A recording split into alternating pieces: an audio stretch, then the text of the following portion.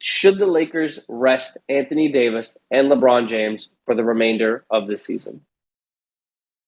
Kevin, I think it's a little premature to say that. And I've been fighting this one because there's a part of me that just says yes, just sideline them for the rest of the year and just kind of give this season away because it's just not going to happen. But I think it's going to be dependent on this game against the Jazz because I think LeBron is going to play in this game. And I think this is going to be the game where it tells me that they're just going to go for that last play-in seed or potentially to get the 9 seed and then kind of see where it goes from there. But Kevin, I have no faith in this team. And granted, I'm a Lakers fan. I've been a Lakers fan my entire life. And this has been one of the most frustrating seasons I've ever witnessed as a Lakers fan. Simply just because, first of all, this roster, I've said it time and time again, is old. There's just no other way to say it. All of these guys, by and large, are either at the tail end of their primes or they're at the tail end of their careers. LeBron James is 38 years old. Carmelo Anthony is on his last leg. Russell Westbrook sometimes can barely hit the backboard on some of his jump shots. Anthony Davis can't stay healthy, even though that he's relatively young still. He's just so brittle that you can't rely on him being a focal piece for this team. I just saw the Lakers get absolutely annihilated by the Mavericks the other day. I saw it in person. And granted, I know LeBron and Anthony Davis, they didn't play in that game. They're both suffering or they're both recovering from injuries. But the team really didn't show me that they can even really compete with decent teams in the Western Conference. I mean, even in the game where LeBron turned his ankle against the Pelicans, I mean, he scored 38 points, but they gave up a 20 to 25 point lead in that game on the road to the Pelicans. You just can't have that, especially if you're trying to get just better positioning for this play-in tournament. You can't lose these 20-point leads at the end of March. There's just not a lot of time left to work with because the end of the season for them is April 10th. And when you look at their schedule, they have to play the Jazz, they got to play the Pelicans again, they play the Nuggets twice, the Suns, the Warriors, and the Thunder. There's probably only one game that I could look at and say they'll win, and that's against the Thunder, which is the second to last game of the season for them.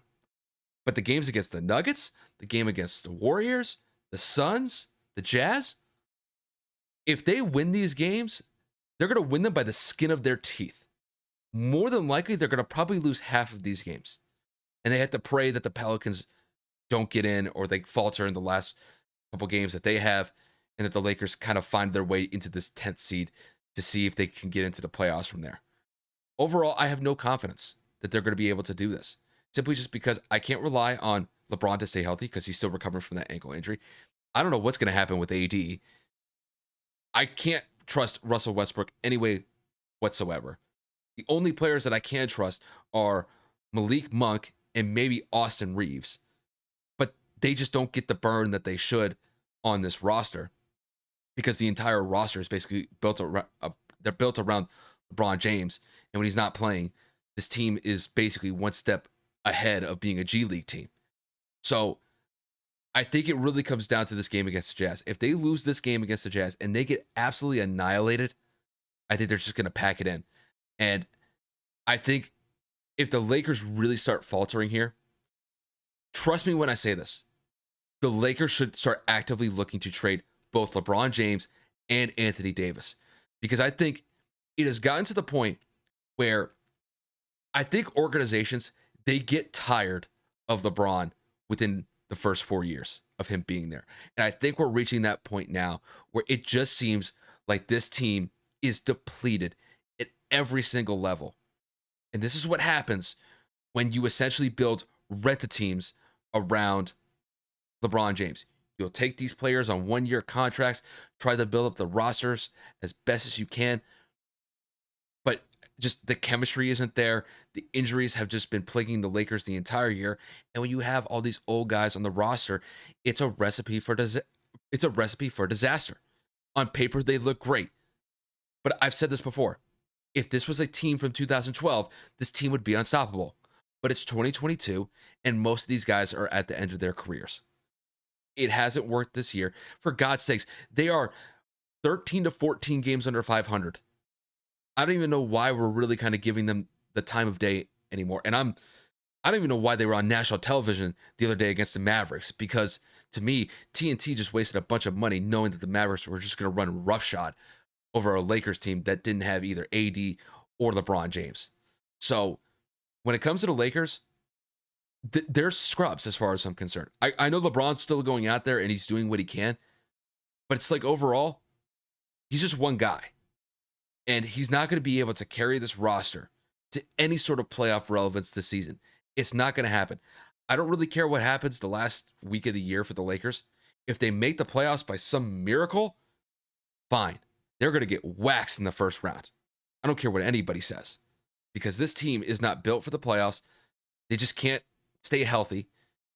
And this roster is just too undependable.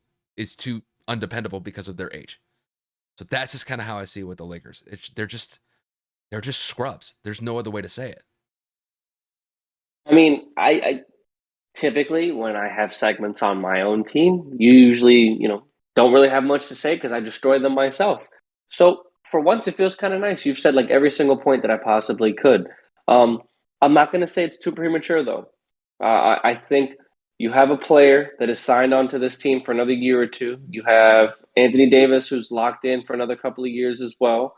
Obviously, I don't necessarily know how trading LeBron James would go, so I'm not going to go in as far and say, they got to find a way to get them off the roster. Rumors have been circulating that, with Bronny James getting older and him approaching that point where he's got to make a decision, NBA, college, overseas, whatever, and he wants to play his final year with his son. So, I mean, there's a million storylines that people are creating with different narratives. That's neither here nor there. With 6 games left, with the opponents that they have lined up, in my personal opinion, Braun's been nursing ankle injuries all year. There's no reason to bring AD back just to get waxed in the play-in. Whether it looks like you're giving up or not, whether it looks weak or not, I mean, there's no reason to continue to risk the health of players that are not going to make a difference come play-in tournament. It's a one-game play-in and you're out. And even if that's the case, you have Phoenix waiting on the other side. Like, is that something you really want to handle right now? Personally, if you're the Lakers, probably not. It's extra mileage on LeBron James. It's extra mileage on AD. God forbid something worse happens to one of them, which is always possible because it's the NBA.